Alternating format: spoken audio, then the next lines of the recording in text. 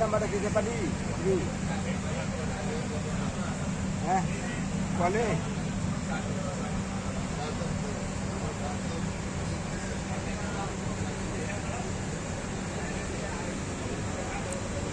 আসসালামু আলাইকুম। আমি মিনার তাবু থেকে কথা বলছি। আজকে 14 জুন 2024। আমরা মিনার তাবুতে এখন অবস্থান করছি। মিনার তাবু যদি একটু দেখাবার চেষ্টা করি তাহলে দেখব যে এখানে একটা তাবু আছে। তাবু বেশ বিশাল তাবু। এখানে একসাথে 250 মতো আমরা হাজি সাহেব এখানে তাঁবুতে অবস্থান করছি। এখানে সারি সারি যেভাবে সাজানো হয়েছে, গোছানো হয়েছে, সেটা হলো একজনের জন্য মাত্র 18 ইঞ্চি। আমি যদি দেখাই আমার আমার আমার বেডটা যদি আমি দেখাই তাহলে টোটাল এটুকুই এই কমলা বরাবর এটুকুই। আর এখানে শোয়ার জায়গা আরেকজনের এইভাবে দিয়ে শুতে হবে। খুব কষ্টকর ব্যাপার। চিত হয়ে বরাবর শোয়া কষ্ট। একজনকে কাত হতে হবে, একজনকে চিত হতে হবে, এরকম সিস্টেমটা। অনেক লোক এলিয়ে গেছে, পরিশ্রম করছে এবং ইবাদত করছে।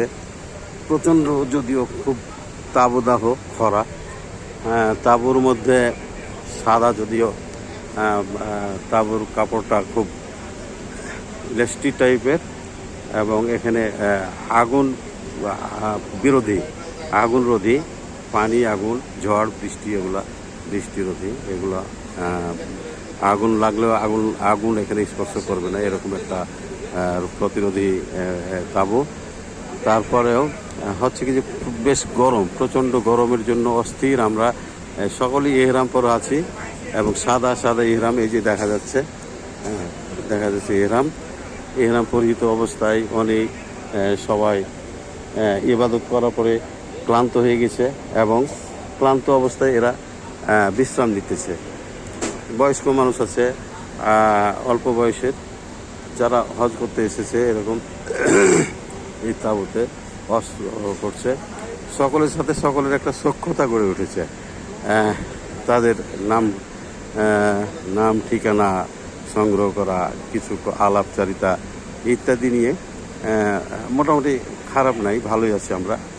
টয়লেটের ব্যবস্থাটা একটু খারাপ, যেহেতু 250 লোক এবং এরকম তাঁবু অনেকগুলোই আছে এখানে। এই প্রায় 20,000 লোকের জন্য মাত্র 20টি হচ্ছে টয়লেট ব্যবস্থা। এই টয়লেট ব্যবস্থাটা খুব ভালো না। সকালে অনেকেই একসাথে যখন উঠে তখন খুব কষ্ট পেতে হয়। দীর্ঘ লাইনে দাঁড়িয়ে ঘণ্টাখানেক পর্যন্ত নিয়ে আজকে আমরা লাইন পেয়েছিলাম। খুব দুঃখজনক ব্যাপার। এই বিশাল তাঁবুর মধ্যে গরম আছে, গরমে এসি আছে। এসি কিন্তু আমাদের ওই যে নর্মাল এসি ঘরে লাগানো থাকে সেই এসি না। এই এসিগুলো পানি চালিত এসি। এই এসির অবস্থাটা এরকম। এটা একটা এসি, এই যে এসি এখানে পানি দিয়ে চালনা করা হয় এবং এখানে ঠান্ডা, সাধারণ এসির মতো ঠান্ডা নয়, একটা কষ্টদায়ক আর কি অবস্থা। এখানে তো আমাদের যে হজ কোম্পানি, যে সিদ্দিক ট্রাভেলসের চেয়ারম্যান, উনি আমার পাশে আরাম করতেছেন এত গরমের মধ্যেও। বেশ ঘুম।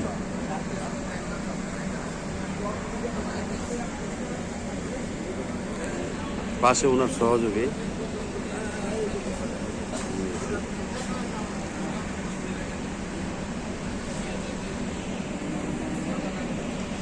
ইনি হলেন কাসেম ভাই। ইনি আমাদের ট্রাভেলসের চেয়ারম্যান কাসেম ভাই আমাদের নিয়ে এসছে। এই দিয়ে আমরা মোটামুটি আছি সব মিলে। ভিডিওটা করা হলো এই কারণে, এখানে ব্যবস্থাপনাটা আরও ভালো করতে পারতো। মানে সৌদি সরকারের তো টাকা অভাব নাই, ডলার অনেক রিয়ালের মালিক। এখানে যে বায়তুল্লাহ শরীফের যে একটা বিল্ডিং, একটা বিল্ডিংয়ে যতগুলো খরচ হয় ও যদি এই মিনার অবস্থাটা অবলোকন করার পরে এই যে কষ্ট, এই কষ্টটা যদি শেয়ার করে বা লাঘব করার জন্য পারতো, ভালো কিছু অনেক কিছু করতে পারতো। আন্ডারগ্রাউন্ড করার পরে টয়লেট সিস্টেমটা আন্ডারগ্রাউন্ড করে দেওয়ার পরে ওপরে যদি 5 তলা বিল্ডিং করে, তাহলে কত হাজি সারা পৃথিবী থেকে যতগুলো হাজি আছে সবগুলোরই একটা ভালো একটা পজিশনে, ভালো একটা অবস্থানে রাখতে পারত। তো দুঃখিত।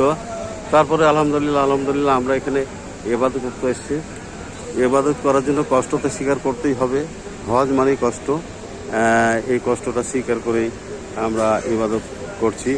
আজকে রাত্রে আমরা আবারও চলে যাব আরাফার ময়দানে গিয়ে আগামীকাল আমরা ইবাদত করব।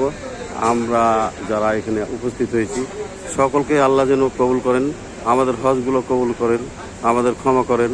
আমরা নিষ্পাপ হতে চাই, আমরা নিষ্পাপ হয়ে কবরে যেতে চাই, আমরা বেহেশত পেতে চাই। আমাদের কাছে যারা দোয়া চেয়েছে আল্লাহ তুমি তাদের মনের আশা পূরণ করো, আমিন। আল্লাহুম্মা আমিন।